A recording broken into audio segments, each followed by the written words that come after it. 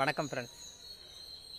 இன்றைக்கி பார்த்தீங்கன்னா நிறைய பேருக்கு வந்து டிடிஎஸ் வந்து நிறைய ஆஃபீஸில் வந்து பிடிச்சிருக்காங்க. கவர்மெண்ட் ஆஃபீஸ்லேயும் சரி, கார்ப்பரேட் நிறுவனத்துலேயும் சரி, நிறைய பேருக்கு வந்து டிடிஎஸ் வந்து பிடிச்சிட்டாங்கன்ட்டு வந்து நிறைய பேர் வந்து சொல்கிறாங்க.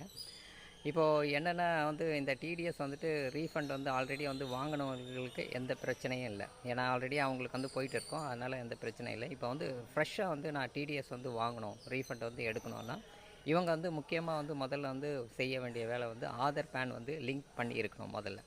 இந்த ஆதார் பேன் வந்து லிங்க் பண்ணும்போது சில பேருக்கு வந்து டேட் ஆஃப் பர்த் மிஸ்மேட்ச் வந்து வரும். சில பேருக்கு வந்துட்டு நேமில் வந்து கரெக்ஷன் வந்து வரும். இந்த மாதிரியான கரெக்ஷன்லாம் இருந்தனா லிங்க் ஆகாது. அதுக்கு வந்து பேன் ஆதாரில் வந்து மாற்றிட்டு அதுக்கப்புறமா வந்து அந்த ஆதார் பேன் வந்து லிங்க் பண்ணணும். இந்த லிங்க் பண்ண பிறகு அதுக்கப்புறமா இந்த ஆதார் பேன் வந்து லிங்க் வந்து பண்ணது வந்துட்டு நீங்கள் வந்து பேங்க்லேயும் வந்து உங்களுக்கு வந்து லிங்க் பண்ணி வைக்கணும். ஸோ அப்போது லிங்க் பண்ணி வச்சுருந்தா தான் உங்களுக்கு வந்து ரீஃபண்ட் வந்து எடுக்க முடியும். இப்போ வந்து 12 lakhs வரைக்கும் வந்து நம்மளுக்கு வந்து டேக்ஸ் ஃப்ரீ, எதுவும் வந்து டேக்ஸ் வராதுன்னு சொல்கிறாங்க. அது வந்து நெக்ஸ்ட் இயருக்கு தான் வந்து அப்ளிகபிள் ஆகும். ஸோ இந்த இயருக்கு வந்து அப்ளிகபிள் ஆகாது. ஐ ஹோப் இந்த வீடியோ வந்து உங்களுக்கு வந்து ஹெல்ப்ஃபுல்லாக வந்து இருக்கும்னு நினைக்கிறேன்.